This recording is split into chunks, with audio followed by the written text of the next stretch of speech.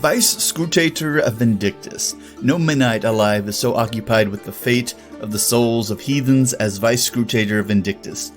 Where others among the Protectorate leadership may perceive only a sea of faceless heretics, the Vice Scrutator sees throngs of potential devotees ready to swell the ranks of the faithful.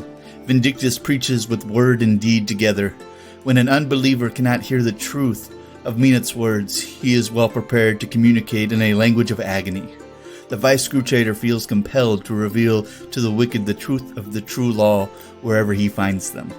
He sees it as his holy duty to tend to the flocks of mankind born without a chance to witness the glories of menoth's nations on Cain.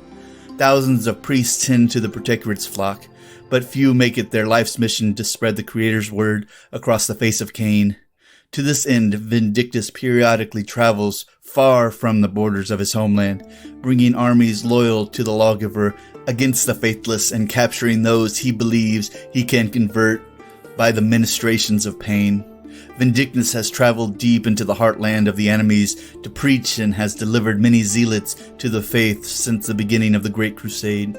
His sermons are filled with the language of penitence to best evoke the wrath of Menoth towards those who spurn their creator. More than one Signoran farm town or Cadoran mining village has seen torn apart by new converts who are desperate to prove their devotions with the blood of their unrepentant neighbors. The holy zealots who follow Vindictus fight with the strength of fanatics and martyrs. Eager to emulate the man who opened their eyes to Menoth, the Vice Scrutator himself can be more forgiving. Even in the chaos of battle, he will stay his hand, sparing those who fall before him, should they accept the Creator as their rightful master. In addition to being a powerful warcaster, Vindictus possesses a singular clarity of vision, and the scope of his lore is vast and impressive. He has studied the enemy and understands their heresies and occult rituals. He has taken it on the burden of understanding the tainted agreements and pacts made by those who have turned from Menoth and sought easier and more corrupt paths to power.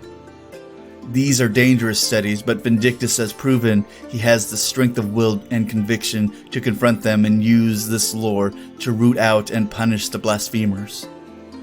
He is a master at finding the weaknesses and heart of his enemies and using their faltering conviction to destroy them.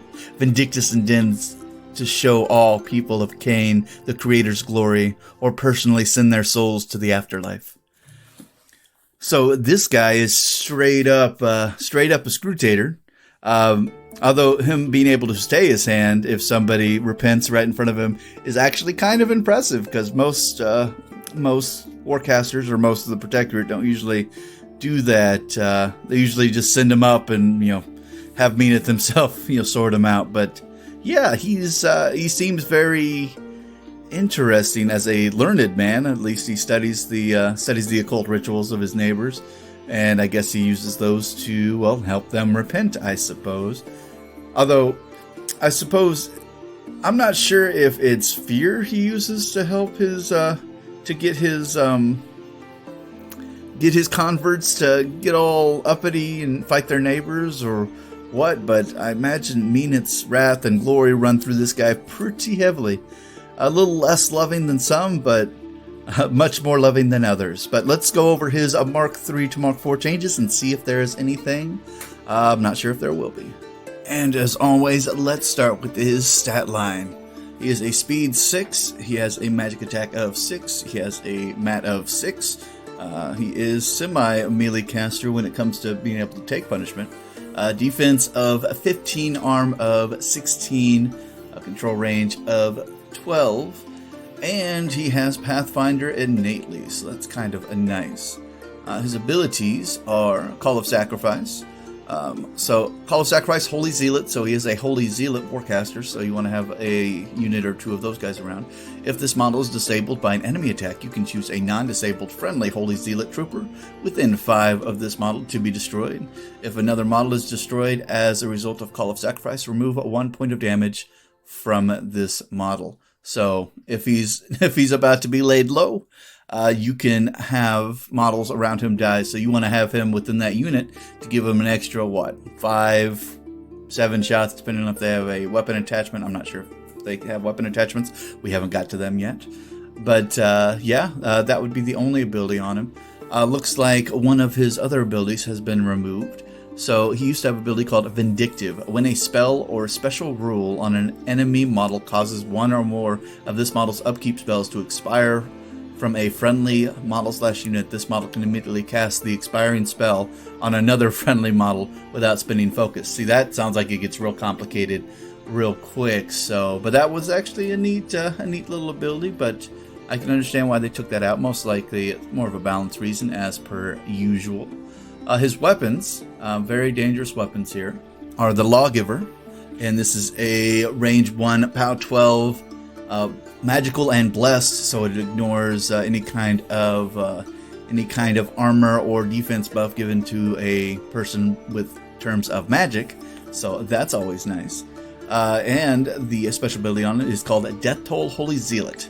When this model boxes a living enemy model or enemy warrior model, remove that model from play and add 1 grunt to a friendly Holy Zealot unit within age of this model. And place the grunt within 2 of another model in that unit. The grunt must forfeit its normal movement and combat action the turn it is put into play. So he is literally changing his devotees and adding more Holy Zealots to his army. So he's taking your enemy and adding it to his own, kind of like the Cricks do, but with bodies. But he's doing it with Holy Zealots, so that's kind of similar. Although you're not changing them to undead, you're just changing them to people that are willing to fight for you. So yeah, you want to keep this guy with lots of Holy Zealot units around him. Keep him going because yeah, very useful to him. And depending on how many guys you can slay, he can keep adding them. And they have to be warrior models. So remember, warrior models, they can't be warjacks, warbeast, or the like. They have to be warrior. His other weapon, Solace, is a magical chain weapon, so it ignores shields. It's also a POW 12, also a range 1, which is kind of weird for a flail, but range 1, that happens. Maybe it's a short flail. This weapon also has a death toll on it, Holy Zealot. So again, if he kills a warrior model, you get to add a grunt model to a Holy Zealot unit. So yeah, that's awesome. Not really anything changed with his weapons at all. But let's go over his feat, see if anything changed there.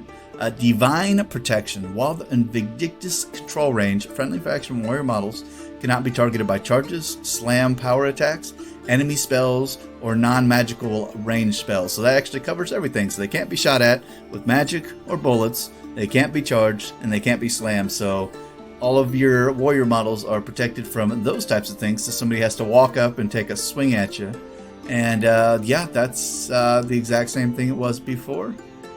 Yeah, enemy spells and non-magical range attacks. So yeah, so it protects your guys. And it's not auto miss, it's they can't target them. They're not even there. So it's not, they can't use their whole, oh, we missed, so it's a blast damage. That has been removed with that particular feat. But let's go over his spell list and see if anything's changed there. Looks like we still have Admonition. When an enemy model advances in ended movement or is placed within 6 inches of target model in the spellcaster's battle group, the affected model can immediately advance up to 3 inches. So he can literally pull himself out of a reach weapon range with that spell, making your battle group a little bit more, well, it's more or less protecting them from, dying instantly if someone starts really hammering into them. So gets them out of the ranges. And then the other one, looks like we have Defender's Ward. So target friendly faction model / unit gains +2 defense and arm.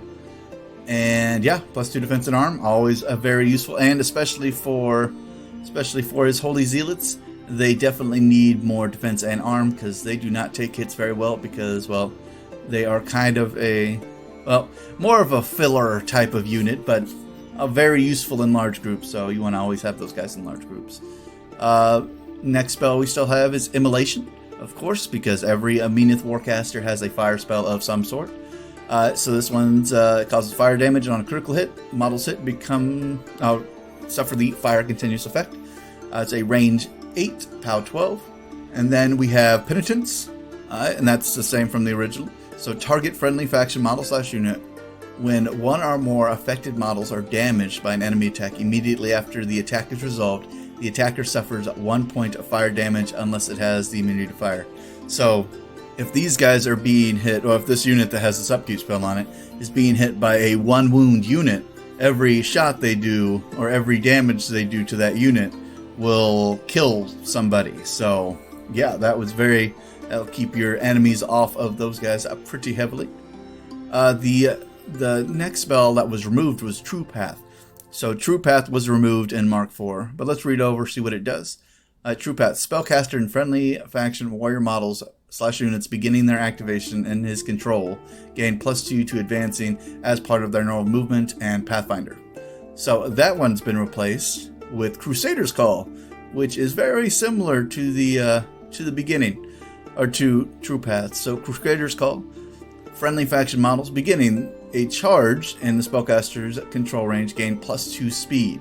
So I imagine it's been made a little bit simpler, but it removes, you don't no longer get Pathfinder, and it has to be a charge. So that's probably for a balanced reason, and that makes sense, I guess. But he is a very dangerous warcaster, especially given lots of zealots to play with. He will just keep adding to them every time they're killed. He goes in, kills some people, adds some more to their units, kind of like the press gangers of the pirates, I guess. So yeah, very dangerous warcaster. I do not look forward to having to face him on the battlefield. He is not super melee, but his spells make everybody around him a lot more dangerous and a lot more pokey. So